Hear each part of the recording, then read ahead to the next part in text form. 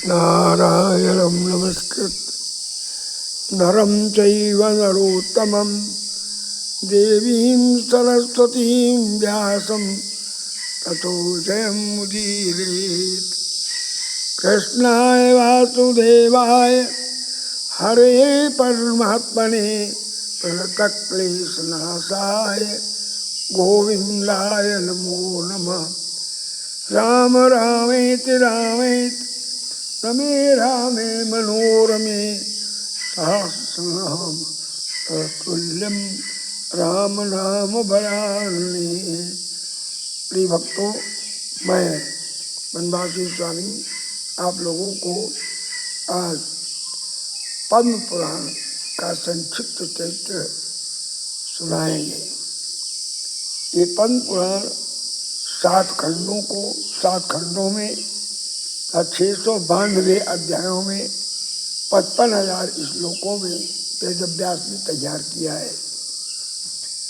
इसका शुभारंभ मैंने खसरवल हरदोई निकट बरावन के इसका प्रवचन 6 मार्च 26 पूर्णाहुति की 2 अप्रैल 2026 चैत्र सुदी पूर्णिमा को किया गया।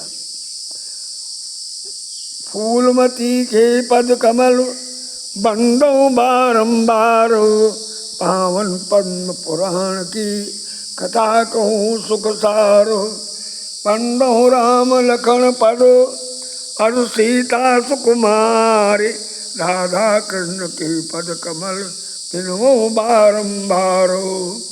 सन 2026 से आया सत्संग की धारा फूट पड़ी, माया सब फूलमती जी की अमृत की धारा फूट पड़ी। बुधवार 6 मार्च से प्रारंभ हुई पावन गाथा, 2 अप्रैल गुरुवार के दिन पूर्ण हुई पावन गाथा। 7 खंड की धाराएं गंगा का सप्त स्रोत है ये, 55,000 श्लोक हैं जो गंधर्व देवता संत हैं।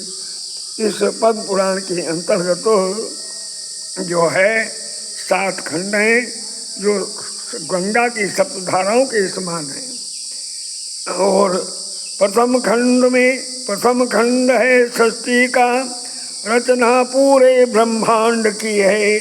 मानसी और मैथुन षष्ठी ब्रह्मा कश्यप और मनु की है। इसके अंतर्गत 7 खंडों में पहला खंड षष्ठी खंड है जिसमें पूरे ब्रह्मांड की रचना का वर्णन है। अब आगे वर्णन भूमि खंड पितृतीर्थ का वर्णन है। सूकरी की अद्भुत गाथा वर्णन पत्नी तीर्थ की है। इसके अंतर्गत सूकरी की बड़ी सुंदर कथा आती है गुरु तीर्थ और पति तीर्थ पावन चरित्र है भरा हुआ। ये तीर्थों में रमणीक एक संत तीर्थ है जुड़ा हुआ। इसके अंतर्गत पत्नी को तीर्थ, पति को तीर्थ, गुरु को तीर्थ, माता को तीर्थ तथा पिता को तीर्थ बताया गया है। तीसरा खंड है स्वर्ग खंड जिसमें प्रयाग की महिमा है। कन्याएं 5 गंधर्वों की और ब्रह्मचर्य की गरिमा है। इस पद्म पुराण का जो तीसरा खंड है इसको स्वर्ग खंड कहते हैं।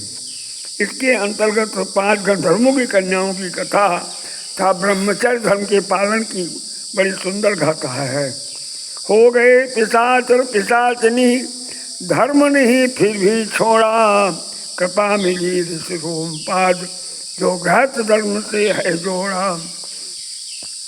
तो ब्रह्म खंड है चतुर्थ, शिक्षा है दीप दान करिए, मंदिर मार्जन जागरण आदि समयानुसार करते रहिए। पद्म पुराण का चौथा खंड ब्रह्म खंड कहलाता है जिसके अंतर्गत बताया गया है कि दीप दान करना, मंदिरों का मार्जन करना, आश्रमों का सफाई करना, घर गृहस्थी को बढ़िया सुंदर पावन पवित्र स्वच्छ रखना के विषय में बताया गया है। वृक्षारोपण और जलाशयों की महिमा बहुत निराली है, सेवा करिए सेवा की करिए कर्म सदा पीयूष पूर्ण की प्याली है। इस ब्रह्मखंड के अंदर बताया गया वृक्षारोपण करिए, जलाशयों का निर्माण करना चाहिए। पांचवा खंड है पाताल खंड। इस पद्म पुराण के पांचवें खंड का नाम पाताल खंड है। पांचवा खंड पाताल खंड श्री रामचंद्र की गाथा है, वर्णन है जिसमें अष्टवेद और विश्व विजय की गाथा है। इसके अंदर भगवान ने विश्व विजय किया है। अपने यज्ञ के अंतर्गत धोबी द्वारा सीता कलंक, लवकुश से युद्ध हुआ भारी, शत्रुघ्न भरत और लक्ष्मण सन, हनुमान आदि जो बलधारी। ये सभी सब युद्ध करके लवकुश से पराजित हुए, मूर्छित हो गए रणस्थल में, सीता को शोक हुआ भारी, संबंध बताया पुत्रों को, फिर मुक्त किया सबको मुसारी सेना सारी। फिर वाल्मीकि से राम मिले, सारा रहस्य खुल गया वहाँ, सरयू तल सीता जी आई, हो गया यज्ञ संपूर्ण वहाँ। अब इसका जो छठा खंड है इसका नाम उत्तरखंड है। अब उत्तरखंड में चलते हैं। जो छठा खंड कहलाता है इसका विस्तार बहुत ज़्यादा, वर्णन अति सुखदाता है। सभी पुराणों का वर्णन अवतार विष्णु के सारे हैं, सभी तीर्थ का वर्णन है, मानव धर्म सवारे हैं।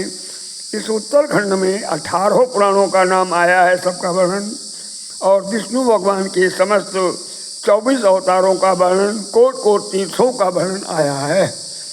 धर्म नीतियों का वर्णन, असुरों से युद्ध हुआ भारी, तपरासुर जालंधर मारा वृत्तासुर और बलधारी। इसके अंतर्गत दैत्यों देवताओं के बीच में जो भीषण युद्ध हुआ इसका वर्णन है। चैत मास और माघ मास कार्तिक गहन का वर्णन है। एकादशी व्रत का वर्णन, गीता का अद्भुत वर्णन है। इसके अंतर्गत चैत महीना और माघ महीना हम कार्तिक मास का एकादशी व्रत का गीता का विशेष महत्व वर्णन है। सातवां खंड है क्रियाखंड, शुभ कर्म करो ये शिक्षा है, जो कर्म सुने सब खंडों में करके दिखलाया शिक्षा है। इसका सातवां अंतिम खंड का नाम क्रियाखंड है, जिसमें 6 खंडों में जो आदर्श जो शिक्षाएं दी गई हैं उनका वर्णन है कि इसको करिए तो किस प्रकार से आपका जीवन सफल हो जाएगा। तो मूल पाठ कर वनवासी, संक्षिप्त किया सदग्रंथ, जय जय माता फूलमती, जय जय संजन वृंद। हो गई पूर्ण 16 पुराण, नारायण गुरु की माया है, बनी कुशलता रहे सदा, आशीष वनवासी गाया है। तो धन्य हुए श्रोता सभी और धन्य खस बलग्राम, यजमान सभी हो गए धन्य और धन्य धरायल धाम। इस प्रकार से मैंने आपको पद्म पुराण के अंतर्गत विस्तार से नहीं संक्षिप्त से संपूर्ण पद्म पुराण का वर्णन सुनाया है। इससे आपका कल्याण होगा, इसे ग्रहण करें, इसको सुने। बोलो सियावर रामचंद्र की जय, पद्म पुराण की जय, वेद व्यास भगवान की जय।